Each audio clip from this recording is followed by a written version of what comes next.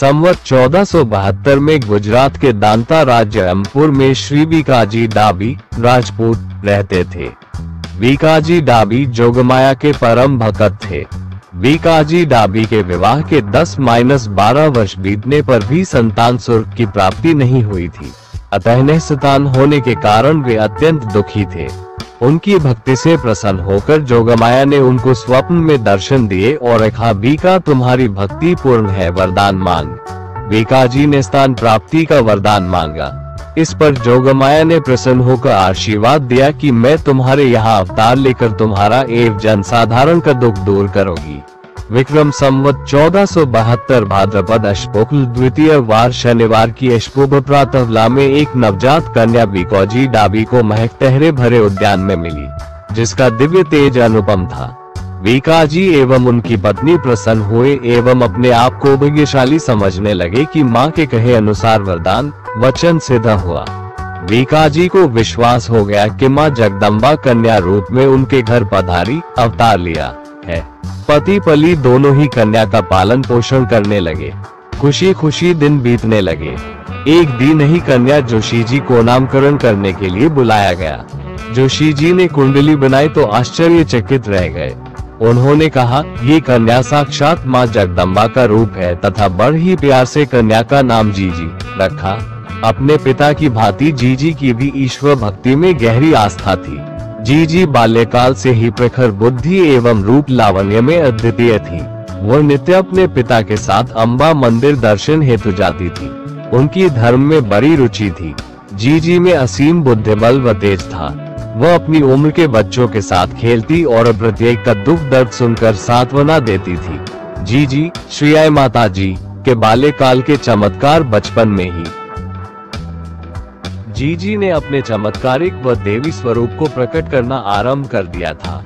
एक समय की बात है, रामपुर के शिव मंदिर में शिवरात्रि पर्व मनाया जा रहा था। ऐसे में शिव मंदिर के पास ही एक भयंकर नाग दिखाई दिया, जिससे लोगों में भगदड़ मच गई। सांप के भय से लोग चिल्लाने लगे, भागो भागो, काला नाग आया। सारे लोगों को इस तरह भयभीत होकर भगते देखकर जीजी ने कहा, ठहरो, नाग तो देवता तुल्य है, यदि इन्हें छेड़ा नहीं जाए तो ये किसी को नुकसान नहीं पहुंचाते।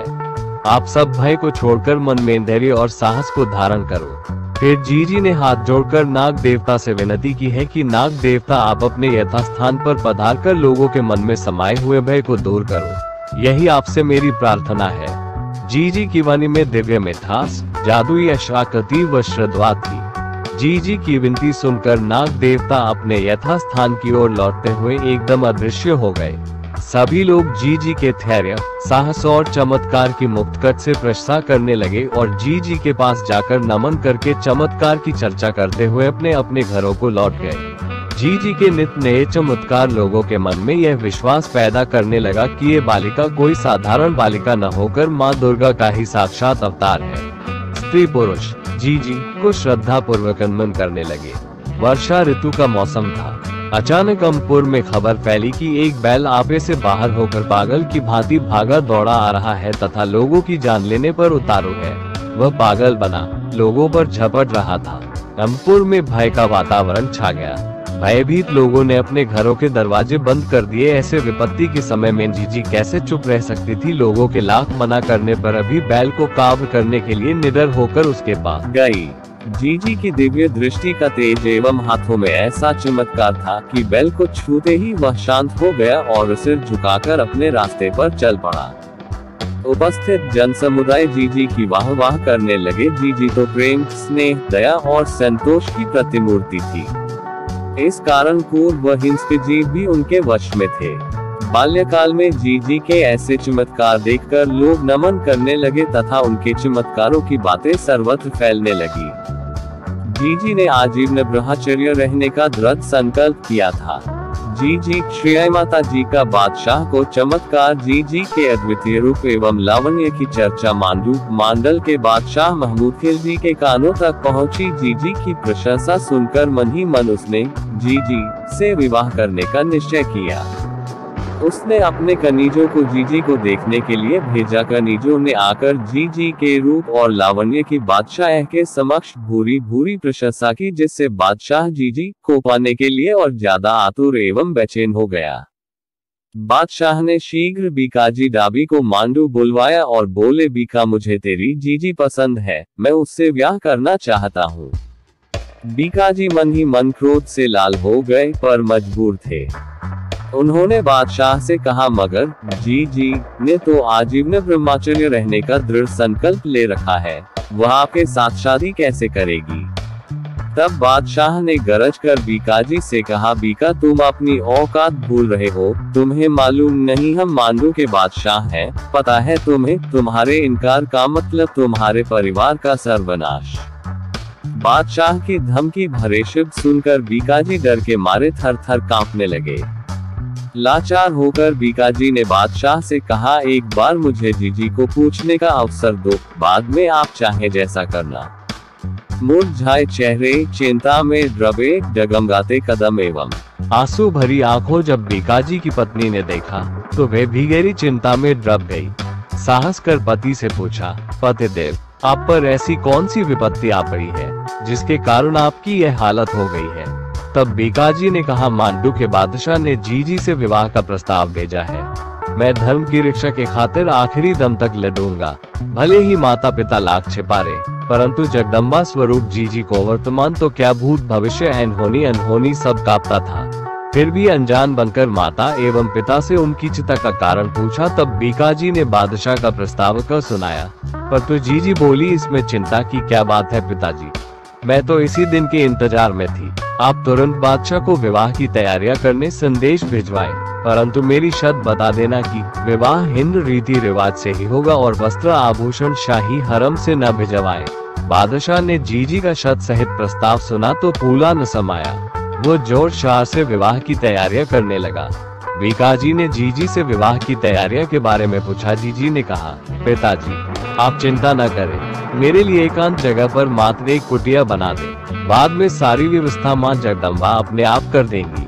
जीजी भी बड़े उत्साह से बादशाह की बारात का इंतजार करने लगी, क्योंकि जीजी ने अवतार ही इसी दिन के लिए लिया था, ताकि बादशाह के बढ़ते हुए अत्याचार एवं अन्याय से हिंदू प्रजा को मुक्त करा सके। मांडू का बादशाह दूल्हा बन आरती पर बैठकर अपने सारे लाभ लश्कर के साथ शाही ठाट बाटा से बारात लेकर अमपुर आ पहुंचा। जीजी ने बारात के ठहरने की उत्तम व्यवस्था की। उसने अपनी कुटिया में से ही सोने व चांदी के थाल में व्यंजन भेजकर बारात में आए हजारों लोगों को खाना खिलाया। बादशाह इस चमत्कार से आश्चर्यचकित हो गया। बादशाह ने सच्चाई जानने के लिए फकीर का वेश धारण कर कुटिया के पास पहुंचा और खिड़की से झांकने लगा। जगदम्बा स्वरूप जीजी ने फकीर के वेश में बादशाह को पहचान लिया। जीजी ने अपना प्रचंड स्वरूप प्रकट किया और बादशाह को अपने त्रिशूल से नीचे गिराया। भयभीत बादशाह जीजी के पैरों में गिरकर अपने प्राणों की भीख मांगने लगा। माँ जगदम्बा, मुझे माफ करो, और गिड़गिड़ाने लगा। तब जीजी ने कहा, बोल अत्याचारी, क्या मुझसे शादी करेगा? दीन दुखियों पर अत्याचार करेगा, मूर्तियां तोड़ेगा एवं मंदिर गिरवाएगा, हिंदुओं से जजिया कर लेगा। बादशाह ने भविष्य में ऐसा करने की कसम खाए एवं वचन दिया। इस तरह जीजी ने बादशाह का मान मर्दन कर हिंदू प्रजा को उसके अत्याचारों से मुक्त कराया। कुछ समय गुजरात में निवास करने के बाद जीजी ने अपने पिता से आज्ञा ले मेवाड़ की ओर प्रस्थान किया। वह अपने साथ कुछ धार्मिक ग्रंथ एवं साहित्य को एक नंदी पर लादकर मेवाड़ के गांव-गांव में अपने सद्विचारों का प्रचार करती रही। अपने योग साधना से वृद्धा का रूप धारण किया। जीजी श्री आई माताजी केनालाई में चमत्कार 6 माह तक मेवाड़ में भ्रमण के बाद मां जीजी ने गोडवाड़ क्षेत्र में प्रवेश किया। प्राचीन तीर्थ स्थान नारलाई में मां जीजी ने सर्वप्रथम जग्गा परिहार के वहां आकर रात्र विश्राम किया। जीजी ने अपना नंदी ईश्वर भक्त जग्गा परिहार के घर पर 1 घंटे से बांधन कर स्वर्ण जकलेश्वर महादेव मंदिर के दर्शनार्थ पहाड़ी की चोटी पर गई। जीजी जैसे ही चोटी पर पहुंची तब पुजारी ने मंदिर के दरवाजे बंद कर दिए थे। तब जीजी ने पुजारी से आग्रह किया कि मैं वृद्धा हूँ, बार बार पहाड़ी पर नहीं चढ़ सकती, मैं शिव के दर्शन करने आई हूँ, अतः तुमको मंदिर के द्वार खोल दो, मुझे दर्शन करने दो। पुजारी ने कड़कते हुए कहा, अब मंदिर के पट बंद हो गए हैं, आज दर्शन नहीं हो सकते, दर्शन करने हैं तो कल आ जाना। जीजी ने बहुत समझाया लेकिन पुजारी नहीं माना। तब जीजी ने अपने चिटिए चिमटक से मंदिर के पट को छुआ। छूते ही मंदिर के पट अपने आप खुल गए। पुजारी यह चमत्कार देखकर भौचक्का रह गया। जैसे ही जीजी ने दूसरी तरफ अपना चिटिया घुमाया, वैसे ही के बीच में एक गुफा प्रकट हो गई। गुफा प्रकट होते ही देवी के चमत्कार से एक शिला ही रह गई। जकलेश्वर पहाड़ पर स्थित इसी गुफा में मां जीजी ने तपस्या की एवं अखंड ज्योत की स्थापना की, जो आज तक मौजूद है, जहां आज भी केसर प्रकट होता है। ऐसा कहा जाता है कि आज भी इस गुफा के आसपास देवी का सिंह नजर आता है, जिसे कुछ लोगों ने अपनी आंखों से देखा है। आज भी आई पंथ के डोरा बंद लोग विवाह के अवसर पर मोर बंद जात देते हैं। हर मास की चांदनी बीज को यहाँ भक्त मन्नत चाहने आते हैं।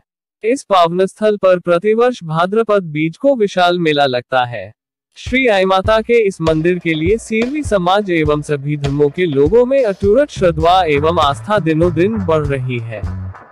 जी श्री आई माता जी द्वारा स्थापित खूटिया देव श्री आई माता जकलेश्वर पर्वत पर महादेव जी के दर्शन कर पुण्य जग्गा जी परिहार के यहाँ लौट कर आए, तब उन्हें आई पंथ के बारे धर्मापदेश दिया।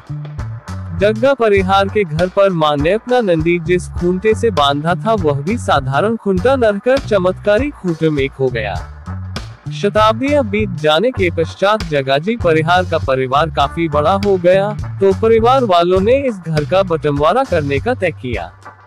उस समय मकान के बीच स्थित खूंटे को व्यर्थ समझकर निकालने का निश्चय किया और उस स्थान को खोदना शुरू किया। आई माता के चमत्कार स्वरूप यह खूंटा जितना गहरा खोदा गया, उतना खूंटा बढ़ता गया। वहां पर पानी निकलने लगा। खूंटे को हटाने की सभी कोशिशें व्यर्थ हो गई और खूंटे को आंच तक नहीं आई। जग्गा परिहार के परिवार वाले डर के मारे तालाब पर स्थित सुधा माता जी के मंदिर के भोपाजी कृष्ण सिंह जी राजपूत के पास पहुंचे। बिना पूजा धूप के ही देवी का तेज हुआ और भोपाजी ने कहा कि तुम्हारे यहाँ जो खूंटा है वह ऐसा वैसा खमटा नहीं है, बल्कि आई माता जी के द्वारा स्थापित किया हुआ है। इस खूंटे को निकालने की कोशिश भी मत करना और उस स्थान पर आई माता जी का स्थान स्थापित कर पूजा अर्चना करो। उस समय परिहार परिवार के सदस्यों ने मिलकर खूंटिया आई माता जी मंदिर का निर्माण करवाकर प्राण प्रतिष्ठा करवाई। यहाँ पर आज भी अखंड ज्योत प्रज्वलित है और आज भी खूंटिया बाबा के नाम से प्रसिद्ध है। मां जीजी ने कुछ महीने नारलाई में रहकर अपने उपदेशों से आसपास के लोगों को लाभान्वित किया। लोग उनके उपदेशों से प्रभावित होकर उनके डोराबंद अनुयायी बने और आई पंथ से जुड़ते गए। जी श्री आई माता जी के डायलाना में चमत्कार जेठ आषाढ़ का महीना था। सूर्य की तेज गर्मी शरीर को झुलसा रही थी। ऐसे में मां जीजी नारलाई से भयंकर गर्मी में अपने नंदी को साथ लेकर आई पंथ के प्रचार के लिए गांव-गांव उपदेश देती घूम रही थी। मां जीजी घूमती घूमती गांव डायलाना आ पहुंची। भयंकर गर्मी एवं प्यास लगने के कारण मां जीजी थक गई थी। वो खेतों में हल चला रहे किसान मां जीजी के पास एकत्र हो गए और उनकी कुशलक्षेम पूछी। खेतों के आसपास कोई वृक्ष नहीं था। किसानों ने बड़ की लड़की के बने हुए अपने हलों को उठाकर मां जीजी के विश्राम के लिए छाया की। मां जीजी ने किसानों से कहा, मुझे एवं नदी को बड़ी प्यास लगी है। किसान बोले, माताजी आपके पीने के लिए तो हमारे पास जल है, परंतु नंदी को पानी पिलाने बहुत दूर ले जाना पड़ेगा, क्योंकि यहाँ आसपास के तालाब में पानी नहीं है। जीजी ने हंसते हुए कहा, यहाँ पानी की कोई कमी नहीं है, आप लोग झूठ क्यों बोल रहे हैं? किसानों ने हाथ जोड़कर कहा, माताजी हम सच कह रहे हैं, यहाँ पानी की बड़ी भारी कमी है। आसपास के कुओं एवं तालाब में पानी सूख गया है, हम बड़े दुखी हैं। जीजी ने कहा, नंदी को साथ ले जाकर देखो, मुझे तो तुम्हारे तालाब में खूब पानी दिखाई दे रहा है। किसानों को मां जीजी के शब्दों पर विश्वास नहीं हुआ, लेकिन नंदी को साथ लेकर पानी पिलाने गए तो देखा कि तालाब पानी से लबालब भरा हुआ था। वे खुशी से झूम उठे। वे दौड़कर मां जीजी के चरणों में प्रणाम करने लगे। जीजी के चमत्कारों के बारे में पहले से चर्चा सुन रखी थी, परंतु डायलाना में जीजी के चमत्कार की बात जंगल मैनाक की भांति शीघ्र ही सारे गांव में फैल गई। लोग मां जीजी के दर्शन करने के लिए खेत में आने लगे। किसानों ने मांझीजी को गांव में चलने की प्रार्थना की। जीजी ने कहा, मैं यहीं पर रात्रि विश्राम करूंगी, तुम लोग अपने घर जाओ। देर रात्रि तक जीजी के उपदेश सुनकर सभी लोग अपने अपने घर लौट गए। प्रातः जल्दी ही स्त्री पुरुष एवं बालक मांझीजी के दर्शनार्थ उमड़ पड़े तो उन्होंने जो चमत्कार देखा तो देखते ही आंखें खुली रह गई। जिस स्थान पर किसान लोगों ने अपने हल खड़े कर जीजी के विश्राम के लिए छाया की थी, उस स्थान पर एक बड़ा छायादार बड़ का वृक्ष खड़ा था। उस बड़ के वृक्ष पर रोहिण का भी छोटा सा पेड़ खड़ा था। सभी के मस्तक श्रद्धा पूर्वक मां जीजी के चरणों में झुक गए। दैलाना में आज भी सदारान बेरा पर एक बड़ का वृक्ष खड़ा है। यहाँ पर मां जीजी द्वारा स्थापित अखंड ज्योत आज भी जलती है। मां जीजी ने यहाँ कई दिनों तक विश्राम किया एवं यहाँ के लोगों को अपने उपदेशों लाभान्वित कर अपना अनुयायी बनाया। यहाँ प्रतिवर्ष जेठ महीने में भव्य मेला लगता है। जीजी श्री आई माताजी के भैसाना में चमत्कार। श्री जीजी माता ने दैलाना में काफी दिन रहकर अपनी यात्रा पुनः प्रारंभ की। तब वे घूमती घूमती भैसाना ग्राम जा पहुंची। अपने नंदी के साथ तालाब के पास से गुजर रही थी। तब सामने से कुछ ग्वाले अपनी भैंसों को लेकर आ रहे थे तो आपस में कहने लगे, देखो सामने एक वृद्धा कैसा स्वांग बनाकर आ रही है। वे चिल्लाकर बोले, ए डोकरी, जरा दूर रहना, कहीं हमारे जानवर को भटकाएगी। मां जीजी ने समझाया, तुम अपने जानवरों को लेकर चले जाओ, वे नहीं भड़केंगे। फिर भी ग्वाले जीजी को भला बुरा कहने लगे। वे ग्वाले बड़े ही अभिमानी निर्दयी थे। लोगों की खड़ी फसलों में अपने जानवर चराना उनकी दिनचर्या थी। आसपास के गांवों के किसान उनके आतंक से दुखी थे। जीजी का अवतार तो दीन दुखियों की सहायता करने एवं अत्याचारी, अन्याय एवं घमंडियों का विनाश करने के लिए ही हुआ था। मां जीजी ने ग्वालों को श्राप दिया, जाओ तुम्हारी भैंस पत्थर की बन जाएंगी। इतना कहकर जीजी आगे चल पड़ी। जब ग्वालों ने तालाब पर जाकर देखा तो उनकी भैंसें पत्थर की हो गई थी। तब उन्हें चिंता हुई। उनमें से एक ग्वाला बोला, हमने व्यर्थ ही उस वृद्धा को छेड़ा व सताया था। हमें उस वृद्धा से माफी मांगनी चाहिए। हो सकता है वो हमें क्षमा कर दे, नहीं तो हमारा सर्वनाश हो जाएगा। ग्वाले मां जीजी के पद चिन्हों को देखते हुए उनके पीछे भागे। वे जाकर मां जीजी के चरणों में गिरकर गिड़गिड़ाने लगे, मां जीजी हमें माफ कर दो, हम पापी हैं, दोषी हैं। मां हम बर्बाद हो जाएंगे। ये हमारी आजीविका का एकमात्र सहारा है। हमारे बाल बच्चे भूखे मर जाएंगे।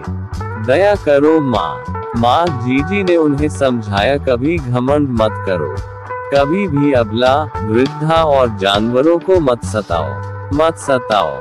खेतों में खड़ी फसलों को कभी नुकसान मत पहुंचाओ। ग्वालों ने मां जीजी के सामने प्रण लिया एवं वचन दिया कि भविष्य में ऐसा नहीं करेंगे। फिर जीजी ने उन्हें अपना अनुयायी बनाया। मां जीजी के चमत्कारों से पत्थर की बनी हुई भैंसों के निशान आज भी गांव भैसाना के तालाब पर मौजूद है। जीजी श्री आई माताजी का राजा को चमत्कार। मेवाड़ राज्य पर एक बार विपत्ति के बादल मंडराए। राणा कुंभा के बाद उसके उत्तराधिकारी को लेकर झगड़ा शुरू हो गया। राजा रायमल भी अपनी गद्दी छोड़कर सोजत क्षेत्र में दर दर भटक रहे थे। मां जीजी के चमत्कारों की चर्चा चारों दिशाओं में फैली हुई थी। राजा रायमल ने भी मां जीजी के चमत्कारों के बारे में सुना था। उनकी भी इच्छा हुई कि मां जीजी के दर्शन करने के लिए जाऊं। मां जीजी जहां पर भक्तों को उपदेश देती थी, वहां रायमल जी मां जीजी का आशीर्वाद लेने पधारे। जैसे ही रायमल जी माँ जीजी के चरणों में झुके और प्रणाम किया, तब माँ जीजी ने कहा, पुत्र तुम्हारा भला हो और राजगद्दी पाओ तथा जनसाधारण का भला करो। माँ जीजी का आशीर्वाद सुनकर रायमल जी आश्चर्य में पड़ गए। उन्होंने कहा, माँ मेरा तो राज्य ही छीन लिया गया है, लोग मेरे खून के प्यासे हैं, मैं शरणागत की भांति दर दर भटक रहा हूँ, कैसे राजगद्दी मिलेगी। जीजी ने कहा, धैर्य धारण करो, विश्वास करो, सब ठीक होगा। तुम्हें यहाँ से मेवाड़ राज्य के सामंत अपने आप आकर आपको ले जाएंगे और मेवाड़ राज्य के सिंहासन पर बैठाएंगे। रायमल ने माँ को प्रणाम कर कहा कि आपके वचन फलीभूत हुए तो मैं आपका भक्त बना रहूंगा तथा आपके उपदेशों का सदैव पालन करूंगा। इतना कहकर रायमल जी मेवाड़ प्रस्थान कर गए। वे मेवाड़ में रहने लगे। ठीक 1 माह बाद मेवाड़ के सामंत पधारे और रायमल जी से बोले, आप शीघ्र मेवाड़ पधार कर राजगद्दी संभाले। रायमल जी ने मेवाड़ आकर पूर्ण राज्य की बागडोर अपने हाथों में संभाली। वे शीघ्र माँ जीजी के पास पहुँचे और उनके चरणों में शीश नवाया। माँ जीजी, आपका यह सेवक आपकी सेवा में हाजिर है, हुक्म करे, आपकी आज्ञा का पालन करूंगा। रायमल जी को माँ जीजी ने अपने पास बैठाया और अपने मुख से उपदेश देते हुए कहा, निर्भय होकर आनंद पूर्वक राज करो। गरीबों, असहायों, अबलाओं एवं दीन दुखियों की सेवा करो।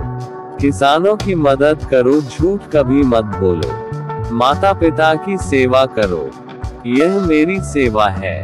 राजा ने माँ जीजी के सद्वचनों को ध्यानपूर्वक सुना एवं उनको अपने जीवन में अपनाने का वचन दिया। उन्होंने जीजी से कहा, आपकी कृपा से मुझे पूर्ण मेवाड़ का राज सिंहासन मिला, आप मेरे राज्य में से 10 गांव भेंट स्वरूप स्वीकार करें तथा मेवाड़ पधार कर विराजे ताकि मैं आपकी सेवा कर सकूं। माँ जीजी ने मेवाड़ जाने का आग्रह स्वीकार कर दिया। रायमल जी माँ जीजी को कुछ न कुछ भेंट सच्चे मन से देना चाह रहे थे।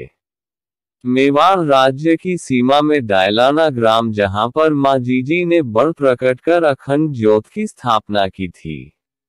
इसी मंदिर की देख रेख भाल एवं अखंड ज्योत की आय हेतु 500 बीघा जमीन माँ जीजी को भेंट स्वरूप दी तथा रायमल जी ने वचन दिया कि मेरे वंशजी जो भी राजगद्दी पर विराजमान होंगे, वो भी श्री आई माताजी को 50 बीघा जमीन भेंट करेंगे। इस प्रकार माँ जीजी ने रायमल जी को पर्चा देकर अपने आई पंथ का भक्त बनाया।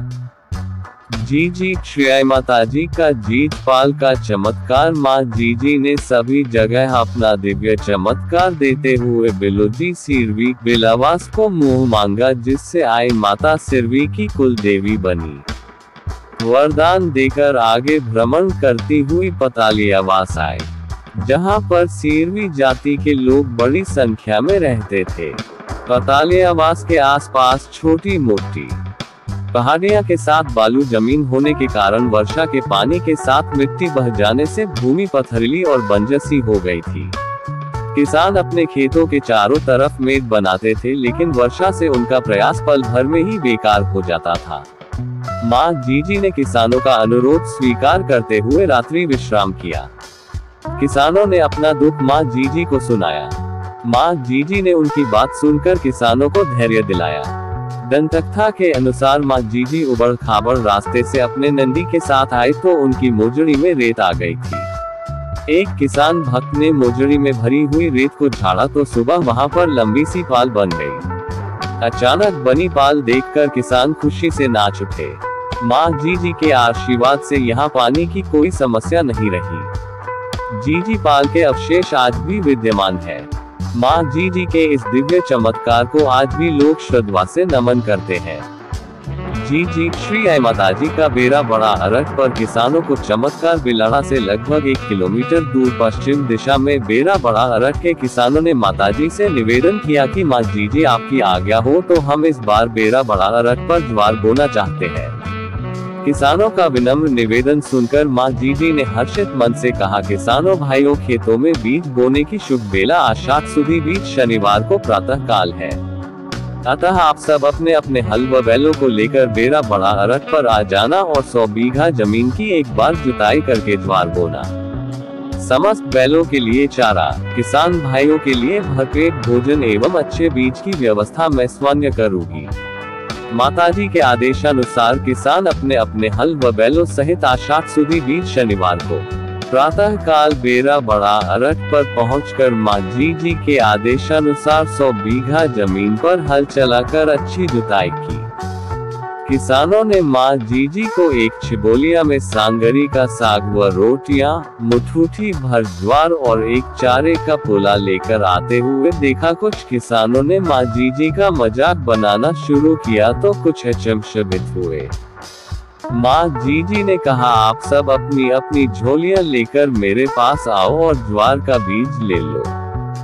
प्रत्येक किसान झोलियां लेकर आए और मां जीजी ने एक एक कर सबकी झोलियों में मुट्ठी भर ज्वार डाली, परंतु माताजी के झोले में मुट्ठी ज्वार कम नहीं हुई। 100 बीघा खेत में बीज बोने पर भी प्रत्येक किसान के झोले में एक मुट्ठी ज्वार ज्यों की त्यों रही। तब चकित किसान एक साथ बोले, जय अम्बे मैया, लीला थारी अपरंपार है।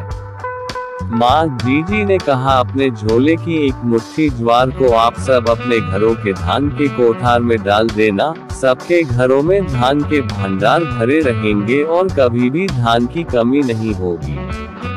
फिर बैलों को चारा खिलाने की बात आई तो माताजी ने समस्त बैलों के लिए एक एक पुला घास देना शुरू किया, लेकिन माताजी के पास का एक पुला घास फिर भी बच गया। बैलों ने भरपेट चारा खाया, फिर भी एक पुला घास का बच गया। यह चमत्कार देखकर किसान दांतों तले अपनी अंगुली दबाने लगे। मेरा बड़ा अरठ पर स्थित नीम के पेड़ की छाया में मुद्रा में विराजमान मां जीजी ने किसानों से कहा, अब आप समस्त लोग मेरे पास आकर बैठो और आराम से भोजन कर लो। लेकिन किसानों को शंका हुई, एक छिबोलिया भर रोटियों से हमारी भूख कैसे मिटेगी। पर समस्त किसान बैठकर भोजन करने लगे। किसानों ने आराम से भरपेट भोजन किया, परंतु छिबालिये में रोटियां सब्जी जितनी थी उतनी ही रही। किसानों ने मां जीजी का यह दिव्य चमत्कार देखा तो दांतों तले अंगुलियां दबाने लगे। मां जीजी द्वारा बेरा बड़ा अरठ पर दिए गए दिव्य चमत्कार की चर्चा आज भी लोगों के जुबान पर है। जीजी भैल का इतिहास विक्रम संवत 1521 भादवी बीच शनिवार को मां जीजी अपने नंदी के साथ वृद्ध रूप में बिलाड़ा पधारी। बिलाड़ा आने पर ही मां जीजी का नाम आई माताजी पड़ा। बिलाड़ा में माताजी जानोजी राठौड़ा गवाड़ी में पधारी। जानोजी की सेवा भाव से प्रसन्न होकर माता ने उनके खोए पुत्र माधव से मिलाया। जानोजी की मृत्यु के बाद माधव जी दिन रात माताजी की सेवा करते और गांव-गांव घूमकर आए पंथ का प्रचार करते। जाति पाति का भेदभाव किए बिना उन्हें माताजी का उपदेश देते और उन्हें डोरा बंद बनाकर आए पंथ में दीक्षित करते। एक बार माधव जी ने माताजी से अर्ज की, माँ आप मेरे साथ घूम घूम कर आए पंथ का प्रचार करें। लोगों में आपके प्रति श्रद्धा है। आई माताजी ने कहा, माधव जी वृद्धा अवस्था के कारण मुझे चलने फिरने में कठिनाई होती है। मेरी भी इच्छा है कि गांव-गांव घूमकर लोगों का कष्ट दूर करूं। तुम एक काम करो, मेरे लिए बैलगाड़ी नुमा एक रथ बनवाओ। मैं उसमें बैठकर तुम्हारे साथ गांव-गांव आए पंथ का प्रचार करूंगी। तब माधव जी ने आई माताजी की आज्ञा से बैलगाड़ी नुमा एक रथ बनवाया। फिर आई माता स्वयं विराजमान होकर गांव-गांव घूमकर आई पंथ का प्रचार करने लगी, जिसे माधव जी स्वयं चलाते थे। यही बैलगाड़ी नुमा रथ को आई माताजी की भैल कहते हैं। बिलाड़ा में माताजी के अंतर्ध्यान होने के बाद अब आई माता के रथ में श्री आई माताजी की तस्वीर, आत्मदर्शन हेतु दर्पण, अखंड ज्योत और माताजी के स्मृति चिन्ह रखे हुए हैं। यही भील वर्ष भर घूम घूम कर आई पंथ का प्रचार करती है एवं जो लोग निज मंदिर में आकर आई माताजी के दर्शन नहीं कर पाते थे वे लोग इसी भील के दर्शन कर लाभान्वित होते हैं। 4 बड़ी बीज चैत्र सुदी बीज, वैशाख सुदी बीज, भादवा सुदी बीज एवं माघ सुदी बीज को यह धर्म रथ जहाँ कहीं भी हो बिलाड़ा आ जाती है।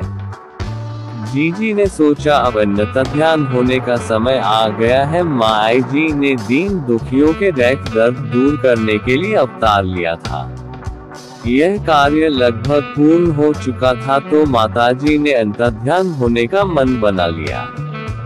अपने श्रद्धालुओं, भक्तों और साधु संतों को विक्रम संवत 1561 चैत्र सुदी बीज शनिवार को अंतर्ध्यान होने की बात कही।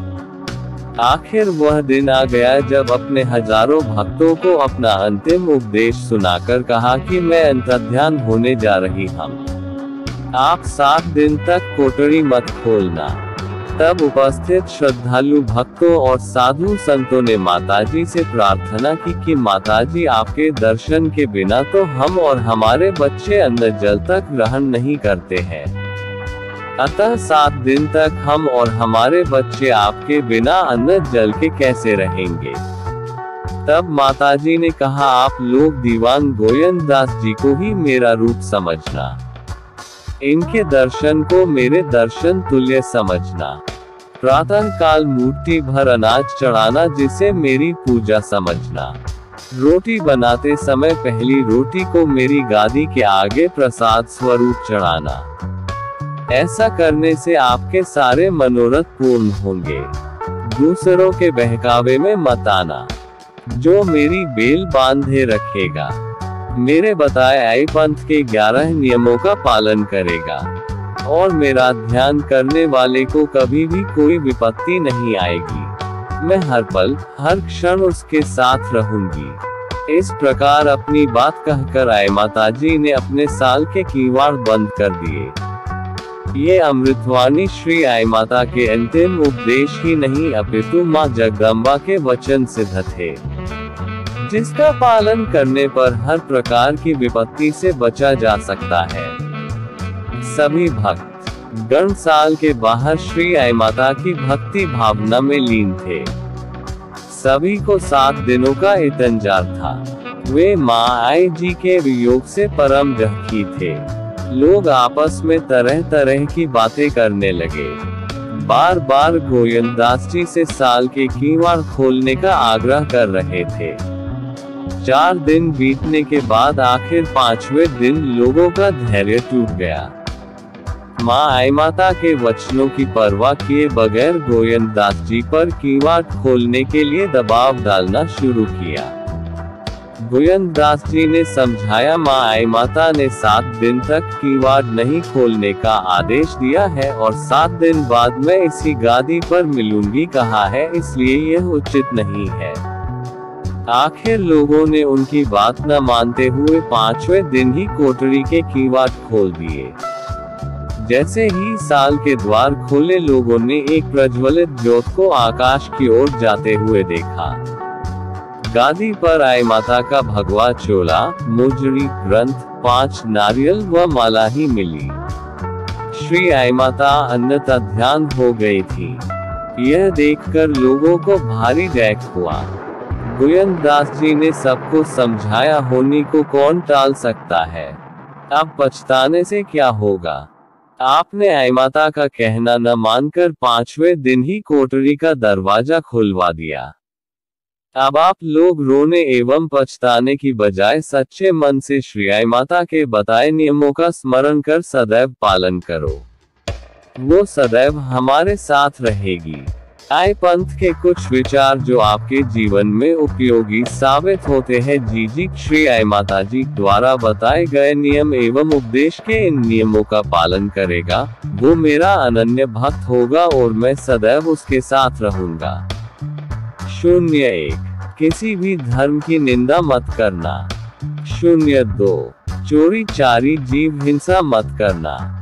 03 दूसरी आत्मा को कष्ट मत पहुंचाना। 04 शराब, मांस, अफीम आदि से सदा दूर रहना। 05 समर्पण व एकनिष्ठ भाव से माता पिता की सेवा करना। 06 रुपया पैसा लेकर बेटी की शादी मत करना। 07 साधु संतों की सेवा करना और उनकी आज्ञा का पालन करना। 08 वेद शास्त्र की निंदा मत करना व निंदा करने वालों के पास मत बैठना। 09 झूठ वचन कभी नहीं बोलना। 10 पराई स्त्री को माँ बहन समान समझना। 11 पाखंड मत करना, सदा पाखंडियों से दूर रहना।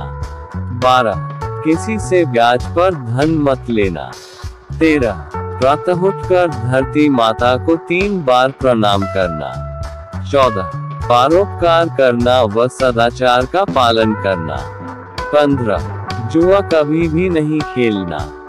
16 संध्या एकाग्रचित श्रद्धा भाव से ध्यान करना। घर में घी का दीपक जलाना और आई माता के दर्शन करना। 17 धर्म का मार्ग मत छोड़ना। 18 भोजन बनाकर मेरा स्मरण कर प्रथम भोग लगाकर भोजन ग्रहण करना। 19 चांदनी बीज का व्रत रखना। 20 गुरु की आज्ञा का पालन करो। 21 आयरी बेल पुरुष के जीवने हाथ एवं स्त्री के गले में बांधने से मन चाहा कार्य पूर्ण होगा। आय माता द्वारा बताए गए उपरोक्त नियमों का पालन करने से निश्चित रूप से कल्याण होगा। इस प्रकार जगदम्बा ने आय माता के रूप में अवतार लेकर जनसाधारण का भला किया। यह मेरा YouTube चैनल पर खुद से बनाया गया पहला वीडियो है। अगर कोई गलती हुई तो माफ करना। मुझे इस वीडियो को बनाने में बहुत ही मेहनत लगी है, तो आपसे निवेदन है कि आप मेरे चैनल ज्ञानवर्धक कहानियाँ को सब्सक्राइब कर इस वीडियो को शेयर करें, ताकि और भी कई लोगों को आय माता का इतिहास जानने को मिले। Thank you.